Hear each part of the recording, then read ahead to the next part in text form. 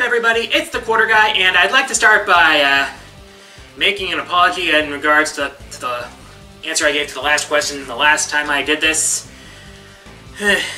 When I said I wanted Corrin not to come back for Smash 5, it was mainly because of bad reasoning that I didn't even give.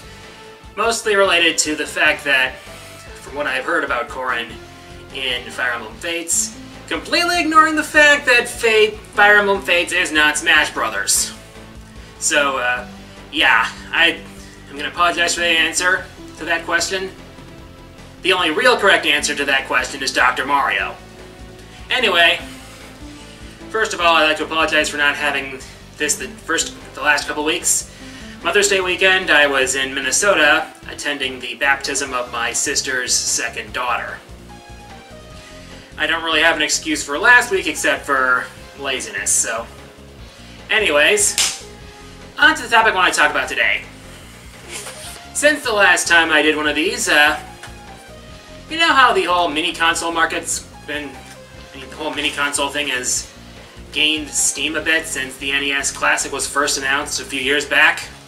Well, for one thing, the NES Classic is going to be re-released this summer, but not only do we have Sega Mega Drive Mini coming in an ongoing instance of Sega's abusive relationship with AtGames, but SNK, as part of celebrating their 40th anniversary, are throwing their hat into the ring as well.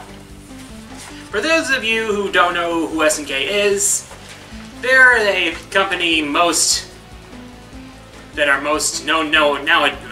best known nowadays for the King of Fighters series, but they were also the company behind the NeoGeo arcade system and console that were really big in the 90s. Well, mostly the arcade NeoGeo. The NeoGeo console is expensive as all hell, and if you've seen my top 10 NeoGeo games list from a couple years back, you would understand. Yeah, I alluded to that. But anyway, like I said, SNK is celebrating their 40th anniversary this year, and one of the ways they're doing that is by throwing their hat into the mini console ring with the NeoGeo Mini.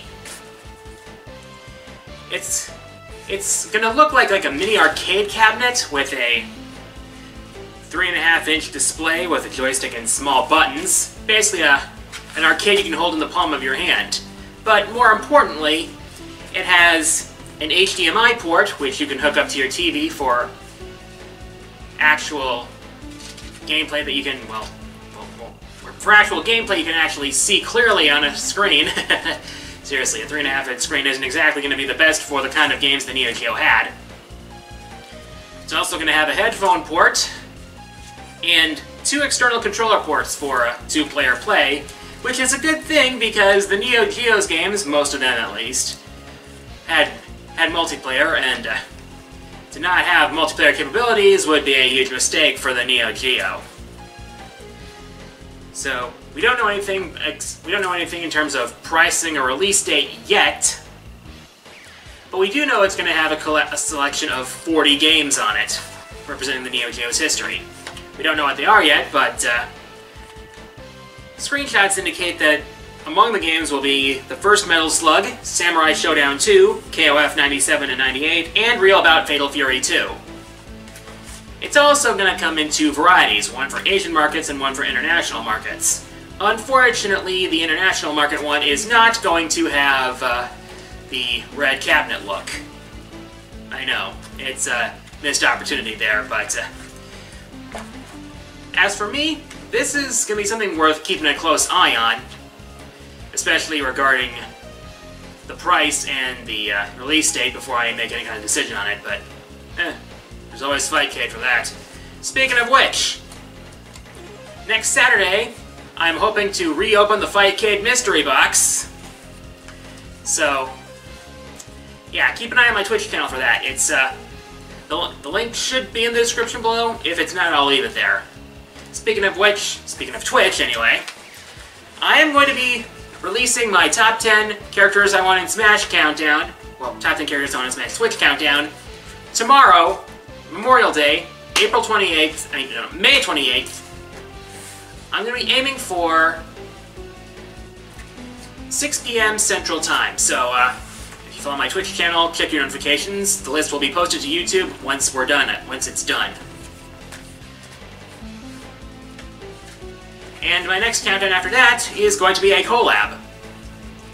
It's going to be my top 10, well, it's going to be top 10 worst Monster Hunter monsters, and it's going to be featuring a hardened veteran of Monster Hunter who happens to be one of my online friends. He goes by the name of Ragnella.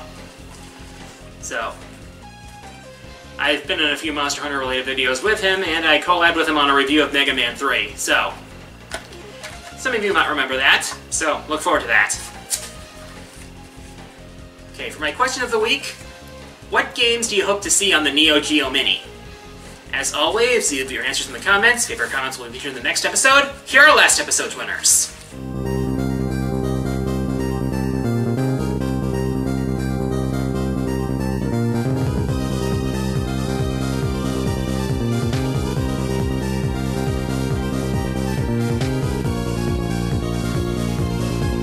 And with that, time for the fourth mole mailbag. As always, send me your questions via YouTube messages, and I'll answer my favorites on the next episode. First question this week comes from Cutie Nepgear, who asks, was there any game you really wanted to play but never had the chance to? That's a really good question. Well, I've gotten a chance to play some of those games that I wanted to play back in the day, including Rival Schools, Custom Robo, and others. But mainly the Sega platforms had games that had piqued my interest, but I couldn't play. Well, that I haven't been able to play yet. Not so much the Genesis because of Virtual Console, but also because of, but mainly Sega Saturn and Dreamcast for the most part. Granted, a lot of Dreamcast games were a few Dreamcast games were eventually ported to other consoles, so mostly the Sega Saturn. And I would like to play the Sega Saturn, well, some Sega Saturn games at some point. Give me some recommendations if you happen to have any.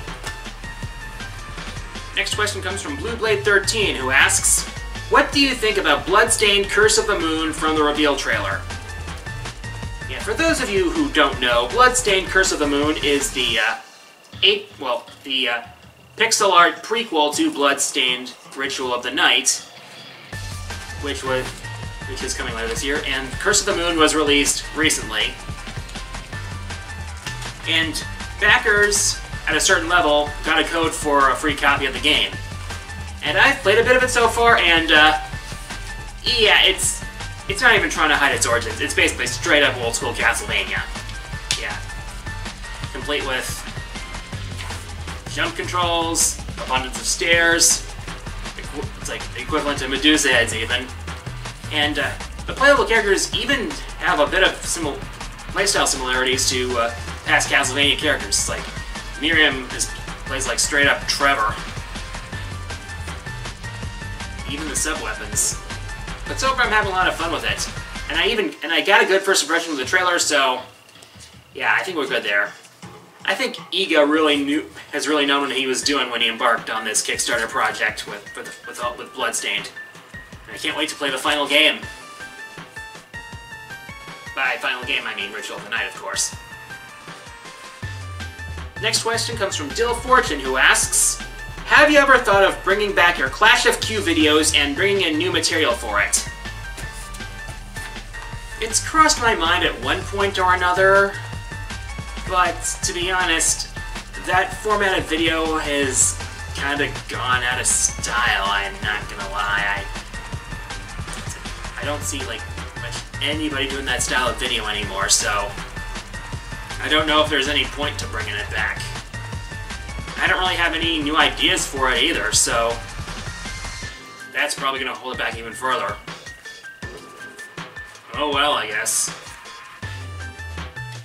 Last question this week comes from Nintega94, who asks, which special team intro in BlazBlue Cross Tag Battle is currently your favorite?